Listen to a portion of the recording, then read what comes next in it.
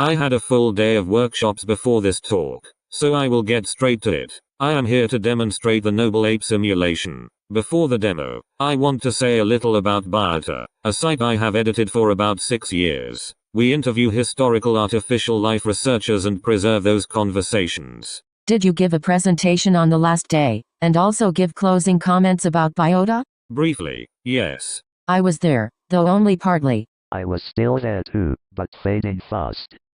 Here is the simplest way to introduce Noble Ape. The simulation begins by creating a landscape. It builds a random fractal terrain, adds weather that moves over it, and then layers in clouds, rain, sunlight, salt content, and other environmental factors. The biological simulation is loosely inspired by quantum mechanics. Each point in the landscape has probabilities based on surface area, height, sunlight, rainfall, salt content, and other variables. Species are represented through those probabilities. A noise map is then applied, a growing noise map for plants and a moving noise map for animals such as beetles or mice. I started developing Noble Ape in 1996. At the time I was working with 68,000 processors and early XT and AD machines. I kept the biological simulation simple so the apes could query the environment where they were, rather than forcing the whole system to run a heavy large-scale biology model at all times. There are 3 major intelligent agent simulations in play.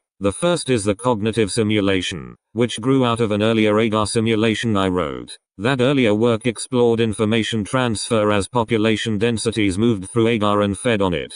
Bob Mottram, a full-time developer in the UK, added many later components. He is an industrial roboticist with a strong interest in social robotics. I will get to his work in a moment. For terminology, each agent is an ape? Yes, there are many details that make an agent an ape, including fur and other traits, but I will come to those. Historically, I was studying physics and philosophy and was interested in mind, consciousness, and social interaction inside a rich simulated environment. That was the starting point, though the project has gone in many directions since then. Noble Ape brought together many pieces of software I had already written. The early AGAR simulation led me to 2 competing formulas for information transfer. I first used them in 2 dimensions to simulate reactive cognition, then moved them into 3 dimensions. I wrote about that in Nature-Inspired Informatics. The core idea is that the agent has an internal representation and an external representation. Sensors and actuators connect those representations to the world. I have drawn them before, but the diagrams add visual noise. On screen, you can almost see where those inputs and outputs enter. Is the rotating object above the agent its internal representation? It is the first layer. 2 more layers have been added since. At this point it is easier to switch to the command line version and talk through the internal model there. The command line version shows 1 ape in detail, though I can inspect all of them. Their names are double-barreled because they are noble apes. It is a small joke, but it also makes family structures easier to track. At the start, do you see the simulation with 1 couple or with a larger group? The initial conditions are important. Population is initially random. Language is not currently random, though Bob and I have discussed whether random language would be more interesting. All apes start mature. In this run there are 95 apes, 81 adults and 14 juveniles. Is that the starting state? No. I have already run this simulation for a while. The early period can be quiet, so for demonstrations I usually run at least 10 days first. This one has been running for 43 days, and it is now 7 AM. Internally, the apes have a social simulation that produces a social graph. The graph is often more interesting to observe than the raw interactions. They also have brain code that simulates external language. When 2 apes meet, their language code executes mutually. They also have internal language. It is represented in the same form, but it runs inside the ape against self-representations and representations of others. If an ape is born, suckled, and nurtured, it forms a strong tie to its mother. If that mother is removed and a mother-like ape replaces her, the relationship can become similar over time. Interaction generates the bond. Can you introduce their internal structures? The ape structure includes location, speed, energy, speech state, an internal random variable for distributed processing, date of birth, brain location, and a broad set of cognitive state variables. It also includes posture and crowding references from Breeziel's work. an inventory, and Bob's honor variable, which started as a social currency connected to parasites and grooming. Many of these elements sound abstract. They are abstract, but there is a lot under them. Apes store familial relationships and genetics as reference data. Bob recently added a vascular simulation and metabolism, including heart rate and breathing. They also form territories based on where they meet, eat, and greet. Say more about territory. When an ape is first seeded or born, what territory does it have? None. Then what determines territory? I prefer to defer to the code, because it changes. My recollection is that repeated meeting and eating locations reinforce territory. The social graph records meetings, and over time those repeated points form a referential region that functions as territory. When an ape meets another ape for the first time, that interaction becomes a point in the social graph. Does the nature of the interaction determine whether that area becomes territory? And is territorial information a predefined data structure with allowed values? I think it is a structured scale representing a region, not a point. Territory is shorthand. My older view was that territory could be described through other mechanisms, especially the social graph and brain code. Through brain code, an ape can link events to places, places to individuals, and individuals to events. So social meetings must be associated with geographic location. Yes. Are these separate simulations inside one framework, each modeling a different process we believe apes have?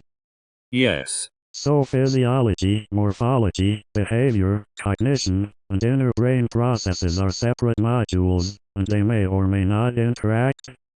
They interact, but they are replaceable. A module can be zeroed or removed. They are on or off at your discretion. Yes. But when active, the output of one module can feed another. Yes. I avoid the term levels because the relationships are not strictly hierarchical. Some components communicate horizontally, others are more vertical. The system is designed so modules can be removed and restored, which we use in long-term testing. When someone proposes a new behavior or physiological process, you model it and try to integrate it? Yes. What can change the dynamics of interaction? Do you have learning or evolutionary processes? Ha ha ha. There is variation, selection, and inheritance in the simulation, so I use the word evolution cautiously. The current genome is simple, but it can be expanded. That is especially true if the simulation is used for biological study. Are current traits represented in a genome that can be modified? Yes. Given the lifespans, how many generations do you get? In 10 days there cannot be many. I usually run it for 500 to 1000 simulated years. Apes typically live from 16 to 40 years, sometimes up to 48. That is enough for social phenomena to emerge. My interest here is to add as much science as possible and make the simulation useful. How do you model genetics for juveniles becoming adults? Are developmental processes included? Yes. Do you have regulatory mechanisms where parts of the genome turn on or off at particular times? For sexual traits, yes. For diet-related traits, I believe so. More can be added. Mating preferences and related traits are clearly represented. Are life history traits, age of reproduction, and related factors integrated implicitly? Yes. Explicit maturity genetics could also be added. The genetic model is simple but covers those factors. Bob expanded the genome and introduced pleiotropic effects, where one genetic factor can influence multiple traits. Pleiotropic? Yes. I wanted pleiotropy early because it accelerates demonstrable evolution. That may be artificial, but it is useful. A larger genome could distinguish pleiotropic and non-pleiotropic genes more carefully. One could imagine each algorithm being coded by separate genes, or one general gene affecting many modules.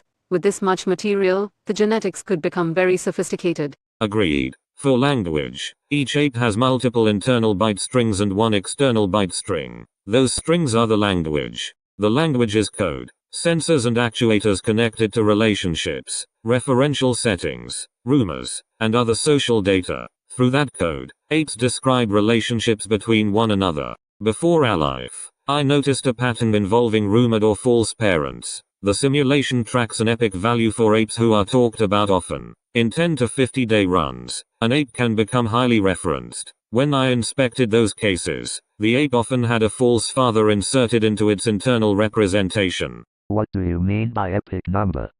It is a scalar value for how often an ape is talked about. It produces a kind of top 10 list of the most discussed apes. A gossip column? Exactly. It catches references inside the brain to specific apes. A highly epic ape often has altered representations of parents, especially mothers. Apes also have friends and enemies based on good and bad interactions. Those relationships can come from facial displays, communication, brandishing, flowering, smiling, and other encounters. Each friend or enemy has an internal language representation. That representation is almost a small internal simulation of the other ape. Are friends and enemies predefined categories? They are grounded in social robotics. Interactions are classified as good or bad and then weighted. With enough positive interactions, another ape enters the friend category. With enough negative interactions, the enemy category? Yes, but internal simulations also matter. When two apes meet, their external conversation occurs, and their internal representations update. The ape keeps a representation of itself and of others, then runs code as though having an internal conversation with those representations. Do those internal and external processes happen automatically in parallel, or can they diverge? During a meeting they happen at the point of contact. Internally, each cycle includes relationship attention. If attention is on the self, the ape runs an internal representation of itself against its external representation. If attention is on a grandson, that may be a representation rather than a specific living ape. Initial conditions are difficult because mature apes need prior relationships. Some false family structures are pre-generated or drawn from friends and enemies. I am not fully clear on all of that code, which is why I am recording this for Bob. I work on Noble Ape part-time. Bob works on it full-time. This resembles rehearsal in animal cognition. An animal acts, then replays the experience internally without taking the same risk again. That replay reinforces learning from the interaction. Exactly. The internal and external language can stabilize each other. An experience produces a reaction. The ape then runs that reaction against its internal model until it reaches a more stable state. Does that reduce the need to keep interacting with the world and risking harm? Yes. Another result is that apes can maintain internal representations of apes that have died. In long runs, even within 20 days, an ape may drown and continue to be represented by others. A representation of the drowned ape remains. Yes. Interesting. Originally, there was one internal and one external language string running continuously. That produced interesting behavior but not enough dynamism for what Bob wanted. He added multiple internal language strings, first mapped to familial categories and now also to enemies, friends, and other social categories. This creates strong relationships to absent or deceased apes. They are not deities exactly, but they can become mythic, especially nemesis apes and eulogized apes. 2 or 3 generations later, they can still be referenced heavily. Epic measures how much an ape is talked about. Deceased apes with many past interactions can retain high epic numbers and remain active in conversation after death. That is interesting. A dead ape can continue to influence the simulation, even though it no longer acts directly. It still acts through internal simulation. The more apes that hold a representation of it, the more influence it can have. Those representations may be skewed. A nemesis ape can be bad in one ape's representation and different in another's. It could be good for some and bad for others. Yes. In a dominance hierarchy, the same high epic ape could be admired by those near the top and feared by those near the bottom. A high epic value only means the ape is discussed often, not whether it is good or bad. Correct. Epic itself has no positive or negative value. So the ape is thought about or talked about often regardless of context. Is epic based on what apes say externally or what they think internally? Or both. I believe it is based on external speech. That makes it more interesting. If it were only internal representation, that would be simpler. Instead, apes are talking about the ape, which may reinforce the persistence of that representation. It is especially interesting after death. Why keep talking about an entity that no longer exists? In long runs, clans emerge through naming conventions, territories, and breeding. Because clan members stay in common areas, they communicate often. References to a deceased ape from generations earlier can become part of shared identity. Can you show a social map? Not in this version. The social graph is a point graph. Over time, it forms social clusters. If one ape is ejected from a cluster, you can watch others decide whether to stay with the dominant group or follow the new radical ape. It is visually beautiful. But you cannot show it to us. Apparently not in this build. Since the project models social interaction, and because territory is involved, I wanted to see how the map and graph relate. You do not necessarily want spatial layout inside the social graph. Territory and social structure overlap to some extent, but early in the simulation territory is still exploratory and poorly defined. The social graph is clearer when it has its own space. Physical interaction still has a spatial component. I cannot interact with an ape 6 miles away. Correct. Then communication must also have a spatial component. Direct communication requires proximity. Indirect communication can happen through word of mouth. If there are islands, each island should form a separate social network unless the apes cross water. I have tracked apes across such cases. Do they swim? Yes. One went swimming recently. Yes. At minute 19. Do they have limits on how far they can swim? Yes. Early noble ape became popular with undergraduates who wanted to teach apes to swim, and often to drown them. That harsh experimentation spread quickly and gave the simulation some notoriety. Visualization has always been one reason people noticed the project. In 2003, Apple picked up Noble Ape because it compiled across multiple compilers. Apple engineers demonstrated it at WWDC and included it on the CD-ROM with Macs as part of the CHUD toolkit. Intel later adopted it during the transition from AltiVec to SSE. Was it just a demo? No. Then why did Apple include it?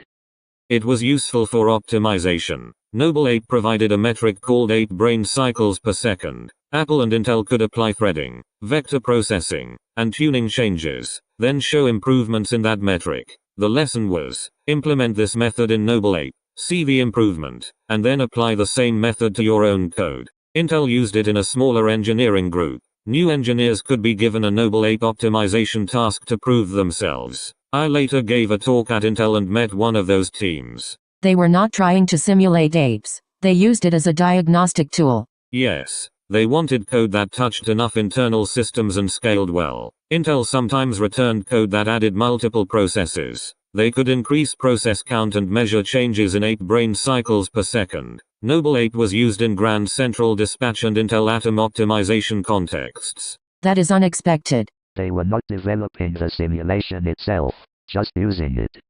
Purely utilitarian, but still valuable. What was the mapping between apes and the hardware elements being optimized? The mapping was processing. The cognitive simulation runs continuous mathematics for each ape, using near and far memory in varied ways. That made it a useful benchmark. As processor memory models changed, engineers could optimize against it.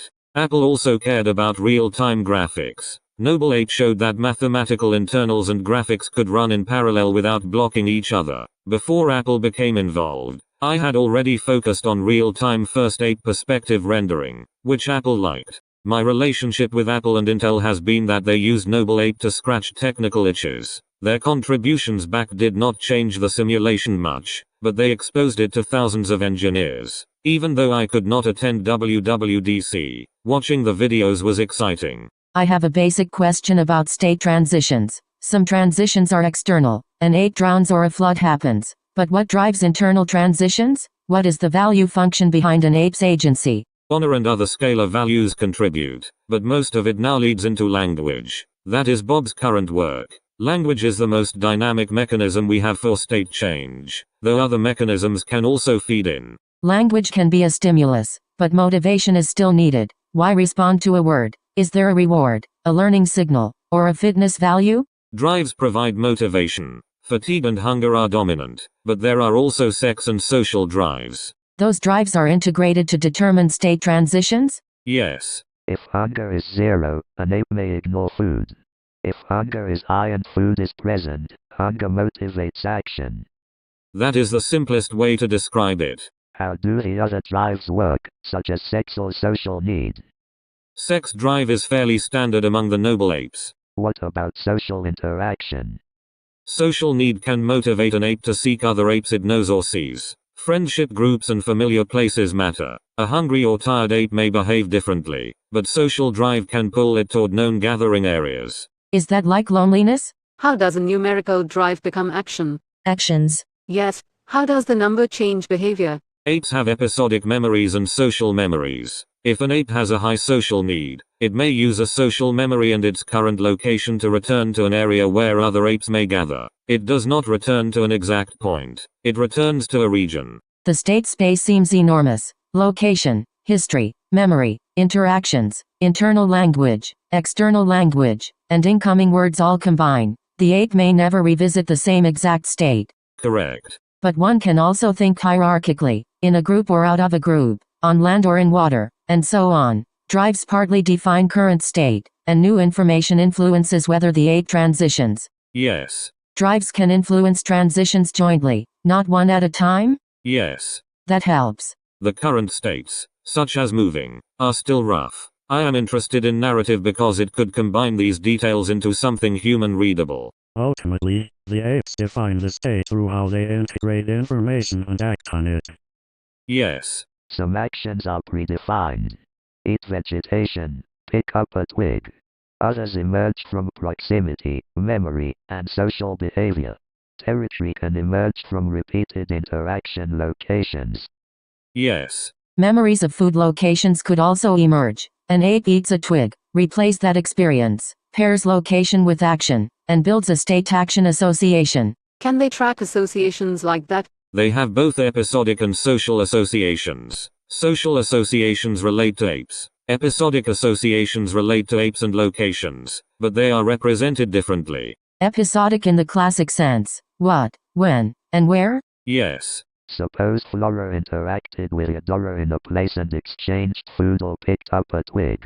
How are those associations built? If Eudora puts down a twig and Flora picks it up, the memory may be mainly episodic. If Eudora gives the twig directly to Flora, there is also a social representation. The event can raise Eudora's friend score and become part of Flora's internal representation of Eudora. I still do not understand how much is retained. Flora can have a representation of Eudora, but she cannot retain every past event near Eudora. Correct. That is my question. Associations have to be retained to be usable. They are created in social graph memories. The most recent interaction with Eudora becomes the current social graph memory. The executed code associated with that experience, plus prior experience, can also be retained. The social graph captures the interaction and some legacy history in code form. All history? Too many things can happen. They cannot all be retained. They are not all retained. If I am Flora and I represent Eudora, I may remember meetings, twig exchanges, swimming, or other events. Or drowning. But those events must be associated and retained to be useful.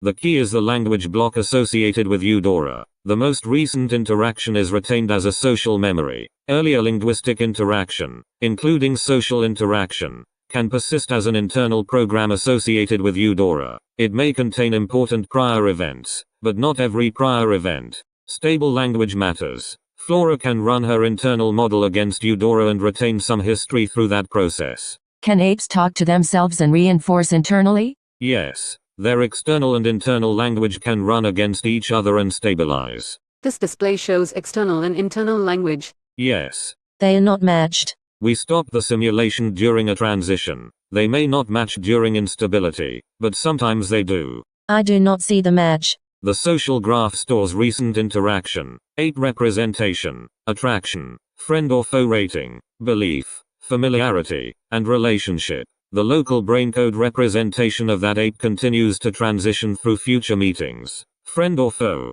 belief, and attraction accumulate across experiences. They are updated. But that is not a stored episodic experience that can be recounted. Brain code can access it. Sensors or actuators inside the code can reach into this information and re-inject it into the language process. How accurate is memory, and how far back does it go? Is everything stored? No. It is dynamic and refines over time. The memory is linguistic rather than a literal record of events. The most recent event is stored as an event. Scalar values and the language representation carry longer-term effects. Where is the language?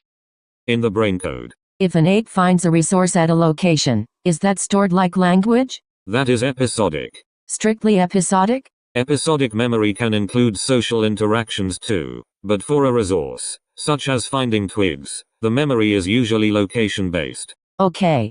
Poisoned shellfish and similar preferences can also be represented linguistically. The hope is that the language representation makes the ape hesitate before eating the same dangerous food again. How do they associate delayed illness with a food? They may not get sick immediately. Shellfish illness happens fairly quickly. Other foods may have longer delays. Bob added toxicology for foods and parasitic diseases, so timing is important. There is a large biological literature on gustatory and visual associations. It would be useful to know how close the model is to accepted biological models. That is an open question. Language may need more complexity. Before BrainCode, I wrote ApeScript, a C-like scripting language. I am interested in overlapping ApeScript and BrainCode so the language could eventually use a larger address space and express more. With the current sensor and actuator placement, switching from abstract bytecode to a C-like dynamic language may be straightforward. Human language has a large psychological literature. Does this model test hypotheses about how language evolves or develops? I added language, with Bob's help, after spending time with a linguist. His view was that language is central to what we are. He thought Noble Ape's lack of language was a serious flaw. With the right sensors and actuators, adding it was feasible. Tuning those sensors and actuators remains part of the work. Our interest would be in testing current hypotheses about evolution and development. The closer the simulation is to field concepts, the more useful it becomes. If the code is too arbitrary, it becomes harder to relate to biology. One benefit of being open source is that I hear from 2 to 12 students or engineers each month who want to work on Noble Ape. Wow. I came to Alife partly because there is available human energy. Ideas from the literature can be matched with students and engineers who want meaningful projects. Termites, temporal polytheism, and secondary mapping are all examples that could fit. There are also fascinating engineering problems. So you are recruiting that human force? In part, but I think of it more as matchmaking. If students can work from papers and also connect with the people who wrote them, the work becomes much more productive. We are out of time.